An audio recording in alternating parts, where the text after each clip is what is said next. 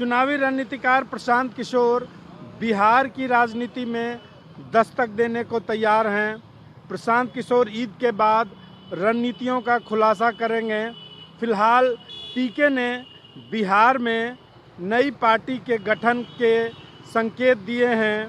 बिहार के राजनीतिक दलों में पीके के स्टैंड से बेचैनी है। देखिए, प्रशांत किशोर जी एक इवेंट मैनेजमेंट करता है और ये जो है कहीं ना कहीं किसी न किसी सियासी दल के टेंडर लेकर के खुद जो है यहाँ आकर के कोई न कोई भोटकटवा के रोल में आने के लिए ये टेंडर लिए हैं और किसी न किसी सियासी दल से ठगने के लिए यहाँ आए हैं। ये बिहार को जनता के ठगने के लिए आए हैं या तो ये 1 नंबर 2 नंबर करने के लिए आए हैं। इनकी राजनीति कोई उद्देश्य नहीं है। ये भली भांति जानते हैं कि बिहार के जनता मेरा चेहरा नहीं पहचानता है कि प्रशांत किशोर कौन है। बिहार के नहीं देश के सियासत में बड़े सियासी लोग जरूर पहचानते हैं कि एक इवेंट चुनावी मैनेजमेंट करता है, चुनाव में ये मेवा खाने का काम करते हैं, लोगों को ठगने का काम करते हैं। तो बिहार की जनता ये भली भांति समझती है और इनका चेहरा भी नहीं गरीब लोग पहचानते हैं। ये अमीरों के नेता हैं। ये अमीरों के नेता नहीं कहें, इनको राजनीतिक दलों के ये मैनेजमेंट करता है। 4 तारीख को बड़ा कुछ करने वाले हैं। देखिए, शिकारी आएगा, जाल बिछाएगा, दाना डालेगा, लोभ से फंसना मत। ये लोगों को ठगने के लिए आए हैं और ये टाएं टाएं फीस होंगे। ये इसके पहले भी वो बिहार में अपनी संगठन की ओर से कार्यक्रम की घोषणा की थी, लेकिन उसके बाद बिहार के कार्यक्रम में बिहार की बात उन्होंने कार्यक्रम नाम से चलाया था, चलाने की घोषणा किया था, लेकिन घोषणा के बाद बिहार में कभी दिखाई नहीं पड़े। बिहार में अपने वायदे के मुताबिक कोई काम नहीं कर पाए और बिहार के जनता से जुड़ नहीं पाए। अब आगे क्या करते हैं नहीं करते हैं उसका खुलासा उन्होंने तो नहीं किया है।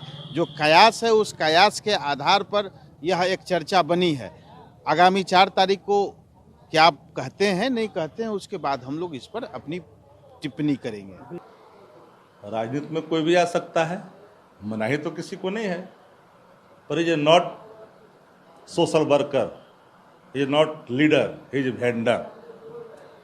वेंडर का इस्तेमाल हर पॉलिटिकल पार्टियां करती है जो मार्केटिंग में विश्वास रखती है। जिनको आइडियोलॉजी बेस्ड राजनीति करनी है, उन्नयन की राजनीति करनी है, सामाजिक उत्थान की राजनीति करना है, वो मुद्दा आधारित राजनीति करते हैं, जन सरकार से जुड़े हुए सवालों पर राजनीति करते हैं। जिसको लेकर के लोग उत्सुकता है, मैं मानता हूँ कि पुष्पम प्रिया की जो पार्टी थी ना, उसके पुरुष वर्जन हैं। और जो लोग यह उत्साह करते हैं और आप पूछ भी रहे हैं कि 2015 की बात आप पूछ जा रहे हैं, बंगाल में दीदी किस लिए काम करने की बात, पर ये भूल जाते हैं कि यूपी में उनका क्या असर हुआ। एक बात आप जान लीजिए, ये भारतीय जनता पार्टी की बी टीम है। भारतीय जनता पार्टी में अज्ञानता ज़्यादा है तो इस्तेमाल होता है मार्केटिंग का, स्लोगन का, बैनर होर्डिंग का। तो एक बात आप जान लीजिए कि 15 में आदरणीय लालू प्रसाद जी ने जो सवालें छेड़ी थी उसका प्रकटीकरण था वो सरकार, और सबसे बड़ी पार्टी के रूप में राजद आई। कांग्रेस भी उत्थान पर गई, लेकिन नीतीश कुमार जी जिनके 2010 में 110 से अधिक सीटें थी, क्या असर हुआ? जिनके लिए उन्होंने काम किया, बंगाल में दीदी के लिए काम किया। भारतीय जनता पार्टी 4 थी, 75 पर आ गई कि नहीं आ गई? दीदी के घर में कलह पैदा हो गया, 2-4 सीटें का स्वाभाविक तौर पर उन्हें बढ़ोतरी हुई। एक बात स्पष्ट तौर पर मैं तो कहता हूं, और नीतीश जी ने भी कहा, इसलिए मैं इस बात को जोर देकर कह रहा हूं कि जब राष्ट्रीय उपाध्यक्ष जनता दल के बने थे पीके, तो उन्होंने कहा था कि अमित शाह जी के कहने पर हम बनाए हैं। तो बात तो स्पष्ट हो गई ना कि अदृश्य रूप में ये भारतीय जनता पार्टी के लिए काम करते हैं। ये जहां जहां गए हैं, कांग्रेस को खत्म कर दिया, बंगाल में भाजपा का उन्नयन किया, लेफ्ट पार्टियां को खत्म कर दिया, भाजपा का उन्नयन हुआ। ये गुप्त एजेंडा, हिडन एजेंडा, ये पार्ट ऑफ बीजेपी है, यानी ये भारतीय जनता पार्टी के बी टीम के रूप में काम कर। बिहार में कोई जगह है जी? कौन सा जगह है, कौन सा वोट है पीके का? फालतू की बात है। ये पुरुष वर्जन है पुष्पम प्रिया की। देखिए, प्रशांत किशोर पहले चुनावी रणनीतिकार थे, लेकिन अब जो वो राजनीतिक रूप से अपनी पार्टी को लॉन्च करने जा रहे हैं और वो संभवतः 4 को करेंगे। इससे पहले उन्होंने आज संकेत भी अपने फेसबुक पे दे दिया है कि किस तरह से कौन सी पार्टी होगी, कैसे करेंगे। तो जो अभी तक जो समझ में आ रही है बात, वो यह है कि प्रशांत किशोर जी यूथ को टारगेट करेंगे। लेकिन देखिए, सबसे बड़ी बात यह है कि चुनावी रणनीतिकार होना और राजनीति करना दोनों दो अलग अलग मुद्दा है।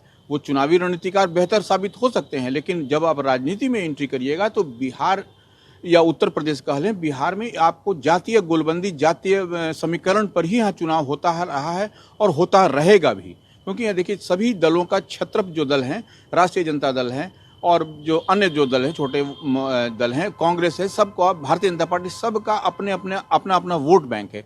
तो वो सबकी जातीय पकड़ है और उसमें सेंधमारी करना कहीं न कहीं प्रशांत किशोर के लिए निश्चित तौर पर चुनौती होगी।